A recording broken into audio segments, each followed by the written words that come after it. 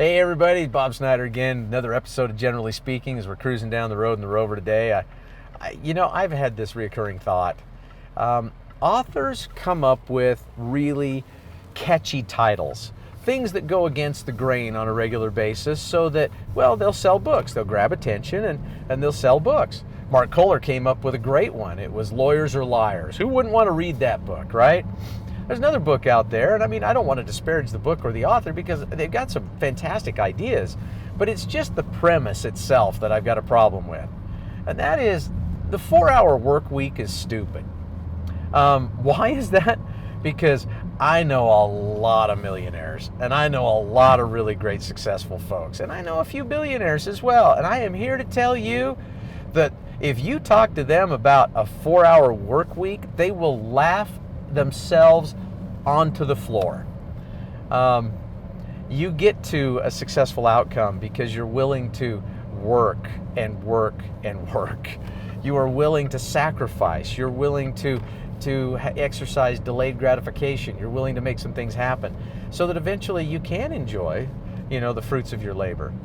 But what I've also found is this: those individuals who develop that discipline and that love of work and accomplishment, even when they can slow down, generally don't, which is the reason why they are still productive well into their 70s, their 80s, and sometimes into their 90s. It's insane to think that folks would just be so caught up in the idea that they want to retire young and never have to do anything again. That gets boring really fast. Now I know you might be thinking, well, sure, Bob, you're crazy. You're a different breed. No, everybody I've ever talked to.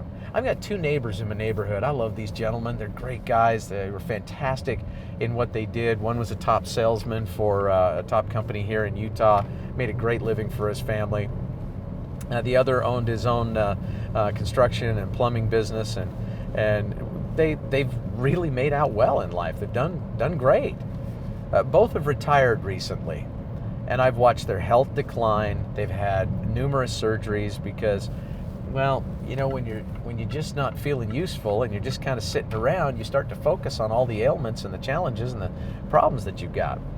The other thing is that you just get bored because you no longer feel as though you're contributing. It happens on a regular basis. How often do we see folks that pass away within a year to 18 to 24 months after they retire?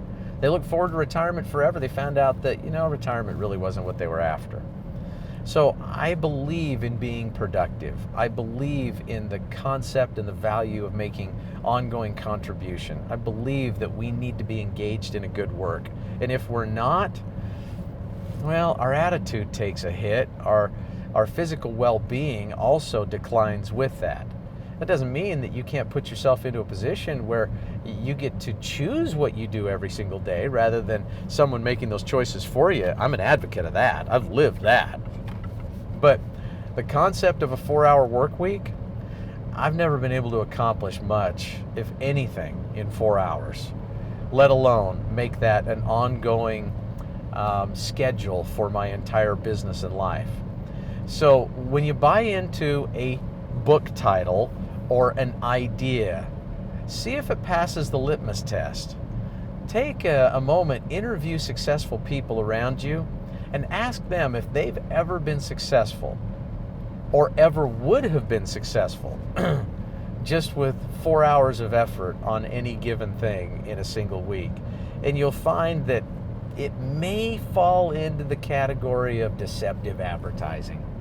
Just saying.